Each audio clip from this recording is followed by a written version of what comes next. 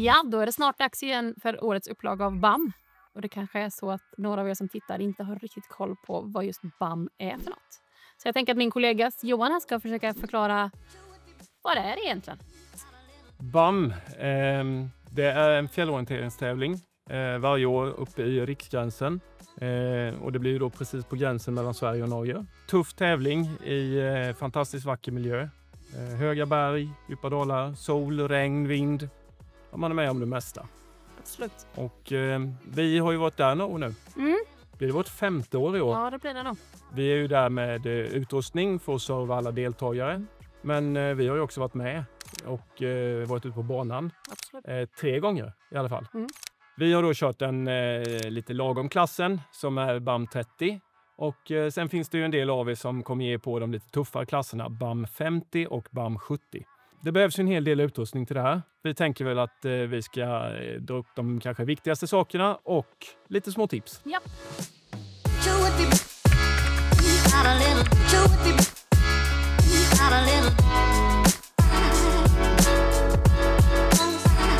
Eftersom det då är en 2-dagars tävling så innebär det ju att man ska övernatta på fjället.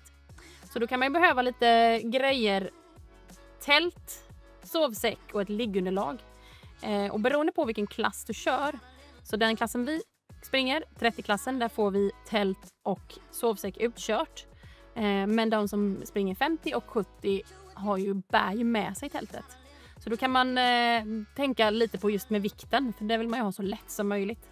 Så att absolut viktigare än vi som får det, som sagt, serverat lite då. Ja. Precis. Ja, då kan man ju också tänka att vill man testa BAM första gången i 30 så blir det ju inte så dyrt med tält, sovsäck, liggunderlag som om man då ska köra de här lite mer extrema klasserna. Exakt. För då vill man inte ha med sig de tunga sakerna. Nej, då vill man ha sådana här lätta saker med. Jajamän. Precis. Sen ska man ju absolut behöva ha något på fötterna, tänker jag. Fötterna, ja. Precis. Vi har ju kört några gånger som sagt. Ja. Vet ju i alla fall vad vi tycker att som fungerar på fjället. Absolut. Och i det stora hela kan man väl säga att man vill ha en ganska låg tight sko med bra grepp. Och att man vill ha den låg, det är för att det är ganska ojämn terräng. Ja. Och då skulle man kunna säga att för väldämpade och för höga skor blir svåra. Absolut. Och nästan som man känner att det är lätt att stöka fötterna. Definitivt. Tills i år då så är ju VJ ny officiell skoleverantör. Och den officiella skon Max 2 ser ut så här. Och är en relativt väldämpad sko ändå som jag tror skulle fungera alldeles utmärkt till BAM. Även om inte jag har sprungit BAM i den skon än. Precis. Men vill man ha en halvdämpad, skulle jag säga, bra sko för BAM, så är den här absolut att rekommendera. Jag kanske lite mer har siktat in mig ändå på iRock.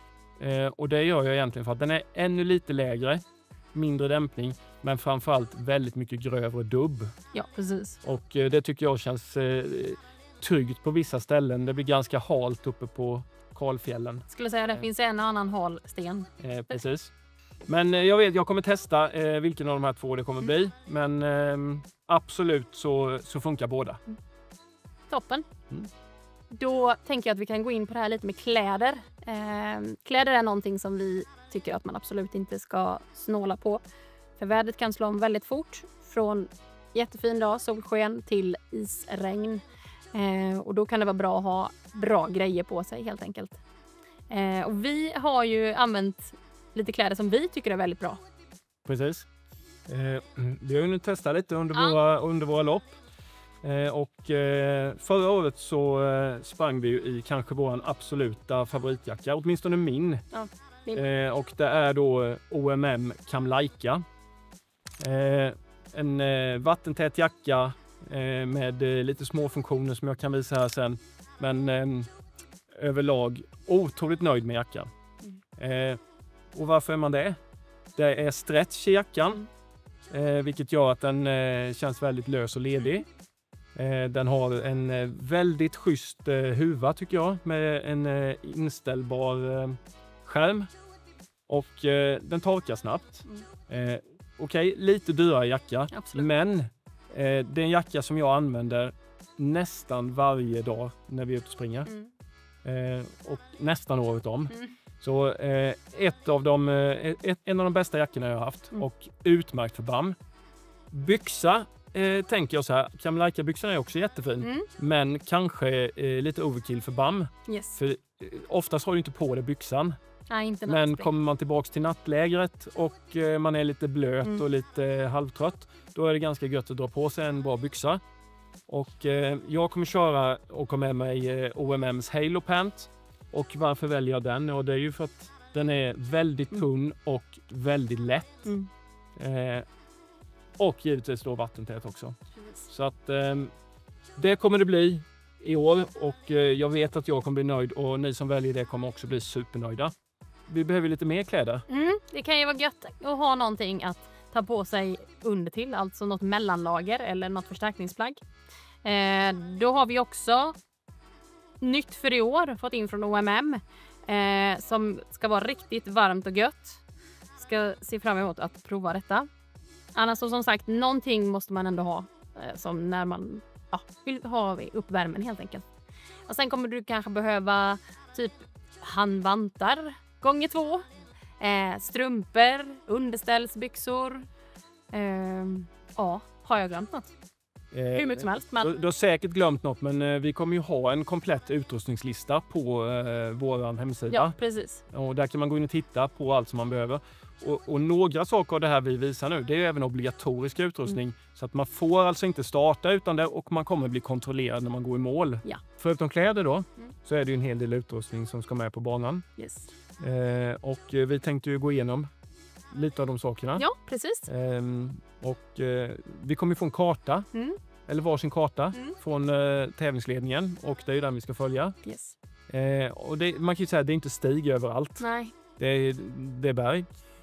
Så obligatorisk utrustning för alla är ju kompass. Ja. Och det måste man ha varsin.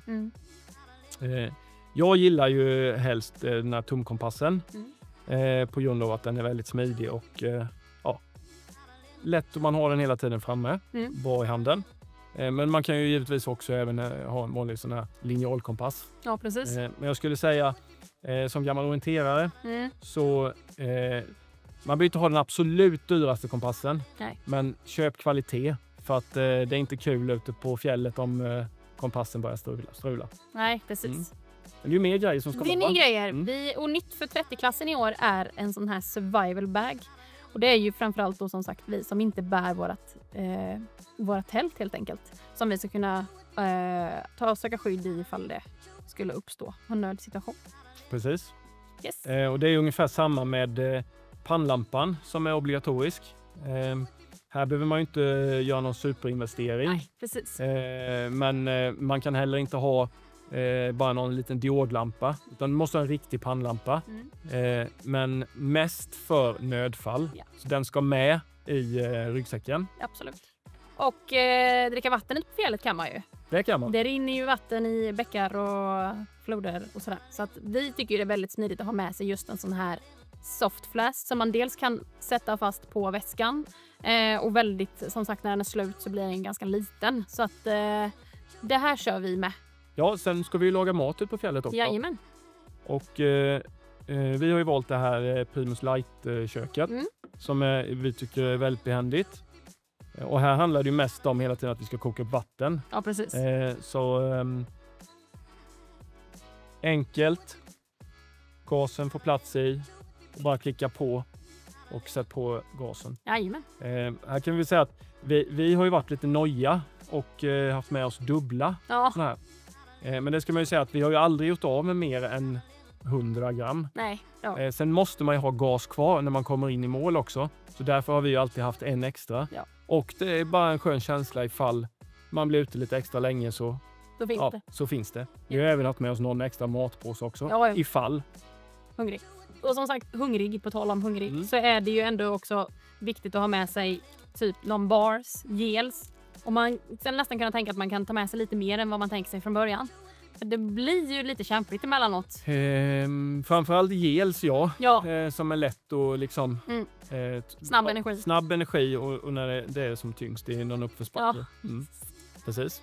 Ja, sen ska man ju få plats med allt det här någonstans. Ja, precis. Och nu kommer ju våra erfarenheter här från BAM 30-klassen där vi då inte behöver ha sovsäck och tältet med oss. Men vårt val har ju legat på den här Silva Strive-säcken och den 17 liters. Och varför vi tycker den är bra är dels för att det är väldigt mycket justeringsmöjligheter. Den sitter bra. Väldigt mycket fack, både fram, bak. Man behöver sällan ta av sig ryggsäcken under själva loppet om man säger så. Utan, och jag tror varken du eller jag har fått någon direkt skav heller. Nej, den utan suttit jättebra. Och den här får man lätt plats med utrustningen i för BAM 30. 100%. Inga problem. Det man ska säga här också att från och med i år nu då så är ju OMM huvudsponsorer till BAM, vilket är väldigt roligt eftersom vi gillar deras grejer. Jajamän. Och de har ju kommit med en säck som har funnits något år på marknaden som heter OMM Phantom. Och den finns i flera olika volymstorlekar. Men det är också ett enkelt köp för att man ställer lätt storleken själv i ryggen här på den. Flera av våra kunder som använder den här har gett en väldigt bra betyg. Så att den här skulle jag absolut också kunna rekommendera till BAM. Kan man ju tänka så här, allt det här, ska man förvara det i något? Eller hur tänker vi alltså? Ja, vi har ju det i ryggsäcken. Ja, precis. Men, just för att... men vissa saker här, vilket ni kommer se i utrustningslistan, är obligatoriskt att man har en vattentät påse. Precis. Och det kan man ju tänka på olika sätt. Vi tänker så här, att man har en dry bag i hela ryggsäcken. Så egentligen allting som man stoppar i ryggsäcken lägger vi i drybagen från start. När man kommer in i nattlägret, då är allting torrt, plockar upp det. Och det är eventuellt blöta strumpor och sånt som man har dag 2. Då lägger man ju det utanför drybagen för att det fortfarande, allt man har i där håller sig torrt. Ja. Och det här är en Silva drybag, så vi har ju olika modeller. Men jag tycker det är ett bra tips. Absolut. Just på tal om tips så har ju vi faktiskt några egna tips som vi vill dela med oss av. Jag skulle säga att bra tips i den här utrustningshetsen och lättviktshetsen är väl kanske att ska man springa eller köra BAM 30, alltså man måste inte ha allt det lättaste som finns. Och det kanske kan vara bra till och med att lägga i en extra tröja eller någonting. Ja. Bara den får plats liksom. Så noga behöver man inte vara. Men då ska man ju springa 50-70, ja det är klart. Då kanske man vill inte ta med sig för mycket grejer. Ja, nej men vi har ju ett ganska bra tips som vi faktiskt har fått själva. Och det är ju att ta med vanliga hedliga plastpåsar som man då kan trä på fötterna när man kommer till nattläget. För man bär ju inte med sig 2 par skor utan då vill man gärna kunna dra på dem för när man väl ska ta på sig skorna. För skorna kan väl bli Du menar alltså när du har tagit på dig dina nya torra strumpor och så ska de i de blöta skorna. Så, ja. Plastpåse är rätt. Plastpåse är ganska gött, jag håller med dig. Ja. Absolut. Något annat i nattläget som jag brukar se fram emot mycket, det är att man har någonting gott i väskan som man vet att det där får jag ta när jag kommer till nattläget.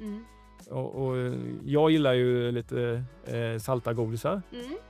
Och jag vet inte, något hade du med det också va? Ja men typ några chips. Alltså salt överlag är ju gött. Ja, men då har man något att se fram emot. Lite belöning också så.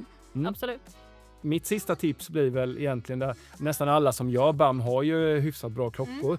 Men alltså en klocka som har höjdmätare är ju suveränt. För då kan man se till när man tar ut sin kompassriktning eller sin tänkta väg till nästa kontroll. Så kan man se att den här kommer ju vara på ungefär samma höjd som vi är nu.